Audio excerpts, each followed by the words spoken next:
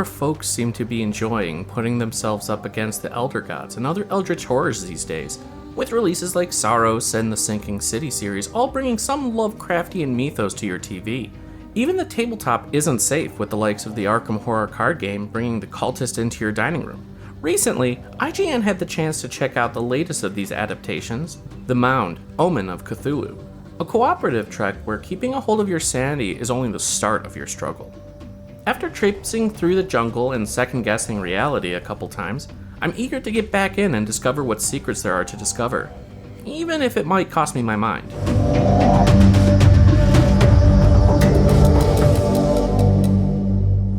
Developed by Ace Team, the same studio behind cheerier titles like The Rock of Ages and Eternal Cylinder, The Mound is a reimagining of sorts of H.P. Lovecraft's 1940 novella of the same name.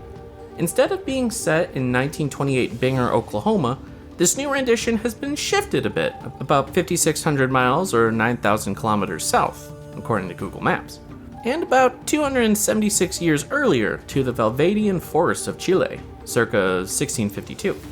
Up to 4 players take on the roles of expeditioners on board the galleon the Tempestad, sent to try and secure both treasures and a pathway to the titular mound, a special place that serves as a gateway of sorts to the otherworldly underground city of Kinyan, home of the Kinyani, worshippers of the great old ones such as Tentacle Mouth himself, Cthulhu.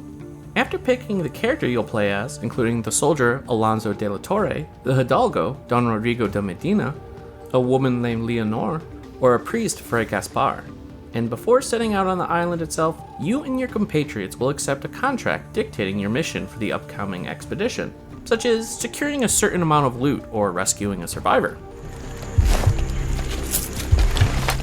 Much like the characters from the Left 4 Dead games, while each character has their own unique voice lines and personality, they all play the exact same. No unique abilities or powers here. Picking from a pool of possible contracts, which the team decides on, will determine many things. This includes where on the island you'll be setting out from, what sort of equipment you'll be able to outfit yourselves with, and, of course, what your objective will be. In our demo, we were taken through a few of the earlier contract offerings to get our boots wet, finding some treasures, locating a logbook, nothing you would expect to be too overwhelming. At least, that was the expectation. We were wrong. Very wrong. It quickly became apparent that even with our fancy rifles and modern, for the time anyway, equipment, the 4 of us weren't the hunters. We were the prey, and the forest didn't take too kindly to us being there. One thing quickly became clear after failing one of our contracts. Planning and strategizing what gear everyone would be taking was incredibly important. Each player's inventory space is extremely limited, and each piece of gear, consumable item, treasure, or other resource found on the island will take up these spaces. We found far more success when we designated responsibilities amongst ourselves, though even the best laid plans could be foiled.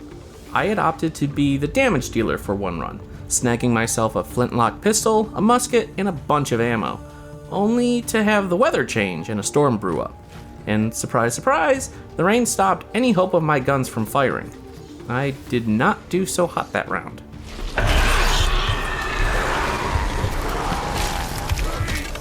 Scattered everywhere around the island were traces of past expeditions, rotting wooden beams from old ships, tattered camps lying in ruin, and skeletons of previous victims of the island.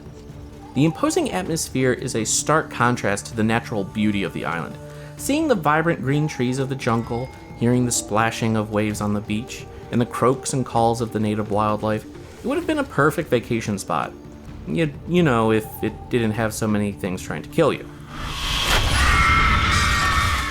It's clear from the moment you arrive that that isn't the kind of place you want to stick around in. But at the same time, it could be paradise. A paradise that the team at Ace has crafted from the ground up. There are no procedurally generated maps here. Hacking through the branches and vines, I'd come across locked chests with supplies, idols, and other trinkets that I could deposit in the wagon that was faithfully following us. Each bit gets us closer to fulfilling our quota and leaving that forsaken place. As the minutes ticked by, a menacing "the forest will awake in so many hours" message would occasionally pop up on screen, reminding us not to stay too long. Even with the sun shining high in the sky, there's always this underlying sense of foreboding and danger lurking behind a nearby tree trunk, enhanced even further by some great sound design that makes the jungle really feel alive. While the foes of the jungle are dangerous enough on their own, perhaps the larger threat you'll face is losing your sanity. Going insane and suffering from insanity is a common theme in works based around Lovecraft, since the mythos is that our puny human minds can't comprehend the old guide's ways, thus driving folks to madness.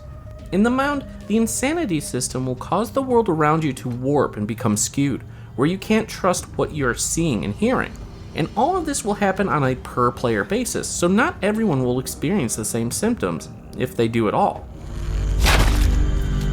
Sticking together as it was recommended we do, I recall a moment where I saw one of my teammates walking assuredly into a vicious pit filled with pikes and decomposing bodies. As they progressively got closer, the rest of us just stood there, curiously asking what they were doing, with increasing amounts of confusion until they dropped in and were promptly killed. For the rest of us, we clearly saw the dangerous pit, but for that other player, they saw nothing but solid ground and a small shrine. Safety. A reward. Other examples are less deadly, but no less unsettling. At one point, I found myself lost in the trees, and the world around me turned a dark blood red, making it hard to see. Or that other time that one of the undead Umbi inhabitants was disguised to look just like one of my crewmates who had gone off on their own. The latter of which resulted in a surprise attack that left me bleeding and a bit closer to death than I would have preferred. The developer that was serving as our guide promised that these examples were only the tip of the insanity iceberg, and I am both terrified and eager to see what else is in store in the final game. The dangers of your mind aren't the only threats to keep an eye out for as you explore the jungles of the Mound, however. In addition to the previously mentioned Umbi zombies, I ran into an unkillable ghost bat thing, a creature made of undulating vines that would bind you and leave you for undead. Think if the Pokemon Tangela had been made by From Software. And there was also a giant centipede that one of our party vomited onto the ground and proceeded to chase us. Oh, and if a player happened to die and not be revived in time, they would be swallowed up by the forest and rebirthed as a corrupted version of themselves, uncontrollable by the player, and would seek out and try to kill the rest of us. Good times. On the more technical side of things, the Mound will utilize a peer-to-peer system with one player acting as a session's host, with the others connecting to them. Not having servers may save the Mound from suffering an unfortunate shutdown fate that other multiplayer-focused server-based games are suffering from these days. Progress made by each player, including their ranks, unlocked areas, and logbooks, carries over to their individual saves, which will help in incentivizing that teaming up. Ace Team does recommend players enjoy the Mound with others, though you are free to play through solo if that's more your style, both with computer-controlled teammates or purely solo if you're really looking for a challenge. The contract requirements do reflect this, but even so, the devs warn that playing this way will be a considerable undertaking. For those who plan to explore the island with their friends, be warned that you will want to pick your platform of choice before setting out, as the Mound won't allow you to transfer your save from one platform to another. If you change your mind and want to play on your PC instead of the console down the road, expect to restart from the very beginning, and vice versa. My time may have been brief with the Mound, but my time in the jungles off the coast of Chile still managed to leave me impressed. I'm both excited and terrified of what sorts of other wild insanity effects lie ahead in the later parts of the Mound, to say nothing of what terrors Ace Team has in store for those that reach the Cursed Land and beyond. Thankfully, for anyone who is looking for treasure and to investigate the jungle, you won't have to wait long. The Mound, Omen of Cthulhu arrives on July 15th on PlayStation 5, Xbox Series X and S, and PC, supporting full crossplay.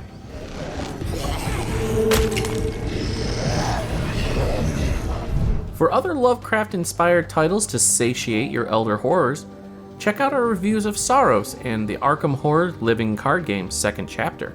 And for everything else, stick with IGN.